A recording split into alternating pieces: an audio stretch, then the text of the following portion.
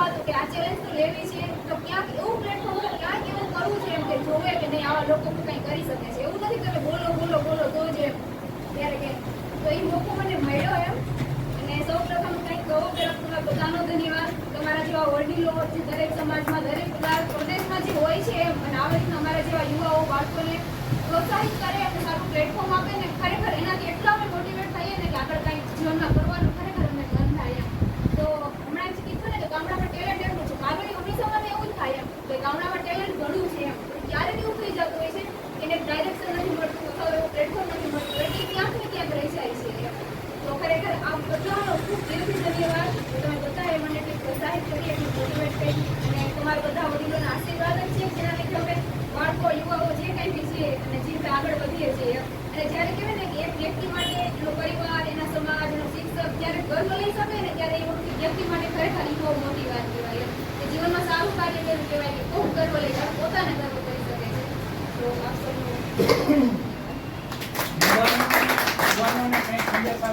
એનો અનુભવ કેવો રહ્યો કે એ કોઈને ખબર નથી. ત્યાં જાય છે એના અનુભવ એના વિશે પણ દીકરી શબ્દો છે કે ત્યાંનો અમુક વસ્તુ હોય ને કહેવાય ને તો આપણે ખાલી અનુભવી શકીએ એમ, શબ્દોમાં ન કરી શકીએ. ત્યાંનો આખો અનુભવ અલગ જ હોય છે. આપણે ટીવીમાં જનરલી જોઈએ ને તો આપણે બહુ ઈઝી લાગે. ઘણી વખત એવું થાય કે આ ક્વેશ્ચન તો ઈઝી છે, ઘણાને ના આવડતા આપણે કે આને એટલું નથી આવડતું, પણ ત્યાંનો માહોલ એટલો આમ હોય છે ને. મેં પહેલા તો કીધું હતું કે ઓટફીટનું નામ ઓટફીટ એટલે જ છે એમ, કે ગરમ ખુરશી. કે ત્યાં બેસો ને તો અડધું મગજ આમ કામ કરવાનું બંધ કરી દે. અને સામે સદીના મહાન નાયક અમિતાભ બચ્ચન કે જેને મળવા માટે થઈને 80% લોકો શું એટલે જ જાય છે એમ કે જેઓને મળી શકે. અને ખરેખર હું સામે બેઠી મારા પગ એટલા ધ્રુજતા હતા. મને ભાઈએ બી કીધું કે ભાઈ તું 10,000 અટકી જા, પણ તું ડર ગાયબ કરી દે એમ. તો એ ખરેખર ત્યાંનું જે પ્રેશર ને લેવલ, જ્યારે ફાસ્ટ એન્ડ ફિંગર ફર્સ્ટનું ક્વેશ્ચન આવે ત્યારે આંગળા કામ ન કરે, હા હૃદયના ધબકારા વધી જાય એમ. તો માહોલ આખો જ અલગ પણ બહુ જ મજાનો એમ. મને એવું નતું પૈસા હું ગમે એટલા જીતી આવું, પણ ત્યાં જે મોકો મળ્યો ફેસ્ટાઇઝ પર જ્યારે પગ મળ્યો ત્યારે આખી અલગ જ દુનિયા હતી. તો મારા માટે તો એ જ કાફી હતું કે ત્યાં હોય છે. અને ખાસ કરીને જે આ મંચ છે એક એવું પ્લેટફોર્મ છે કે તમે વિશ્વ લેવલ પર એક તમારું જે મનમાં હોય, જેમ મેં ઓર્ગેનિક ખેતીનું કીધું, હું ભલે એટલા લેવલ પર નથી કરતી પણ ફ્યુચરમાં આપણે એ તરફ જવું પડશે. તો મને એ મંચ મળ્યું હતું. તો ત્યાંથી એક એવું છે કે આપણું વ્યક્તિત્વ અથવા વિચાર છે ને એને આપણે રાખી શકીએ એમ. આ મંચ આપણું છે ને માણસની જિંદગી બદલી શકે એમ, એવું હોય છે એવું મંચ છે.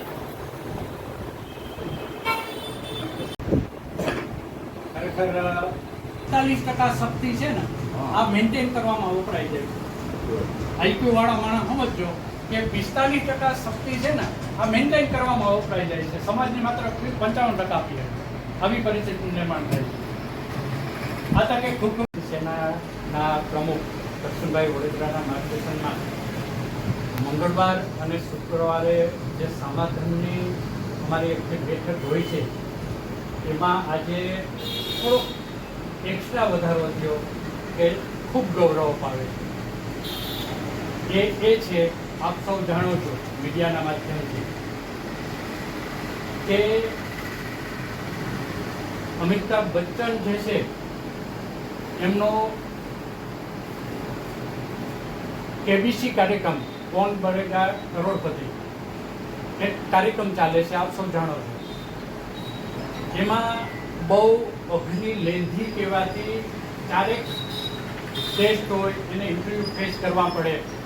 બધું ફેસ કરતાં જો સેલ્ફ કોન્ફિડન્સ ન હોય, આત્મવિશ્વાસ ન હોય તો પણ એમાં પાછો પડવાનો આવે છે.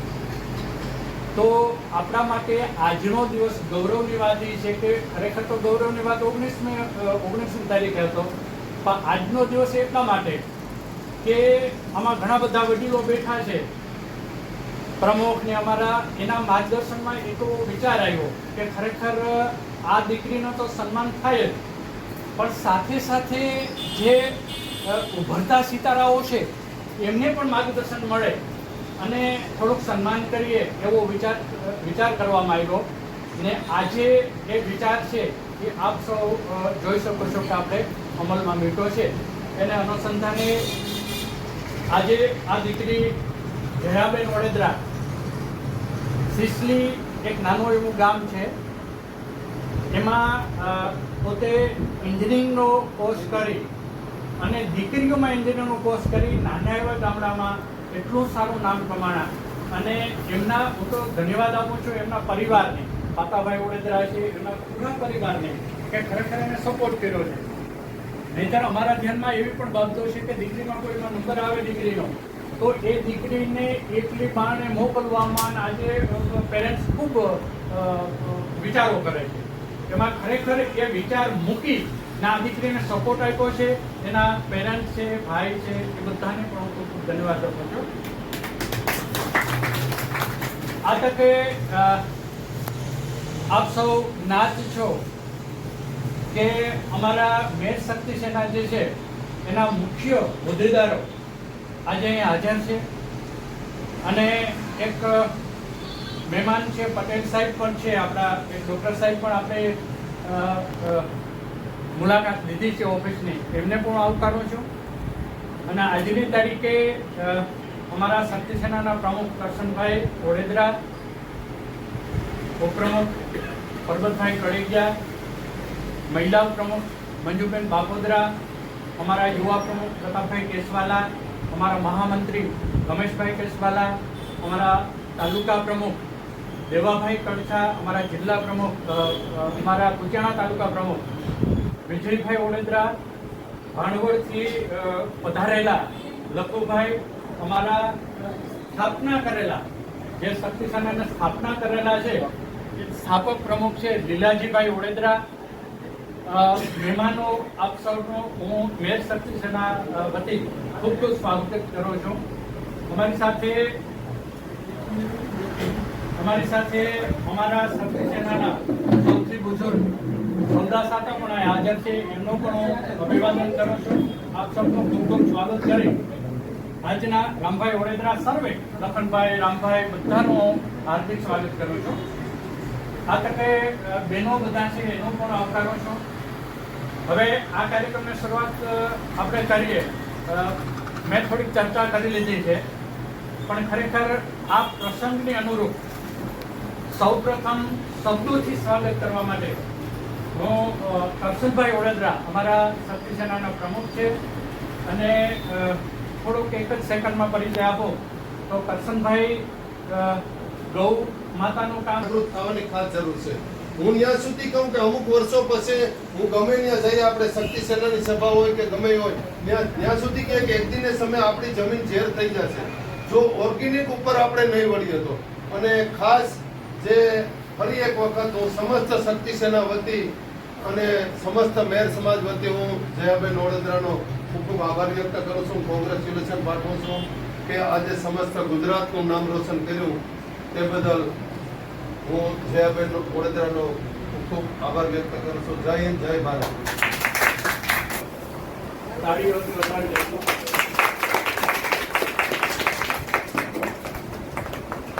એમનો ગ્રુપ બધા બહેનો આવી જાઓ. બધા બહેનો.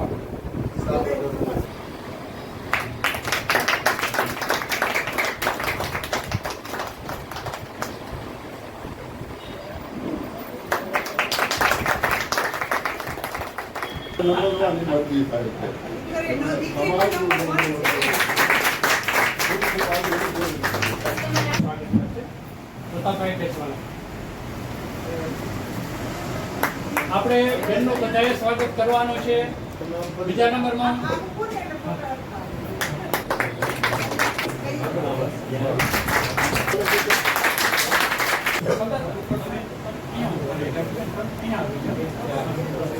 ફોટો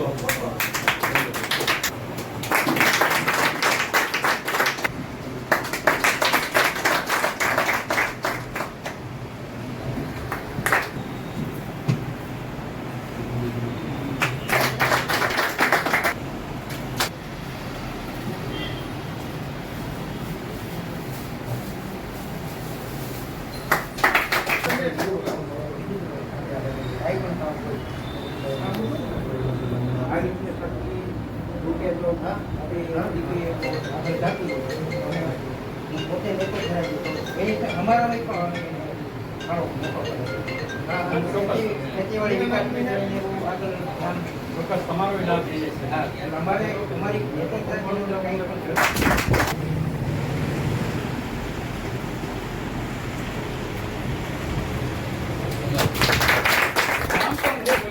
મામાનું ગામ છે સિસલી એટલે ખૂબ જેટલું વિશ્વ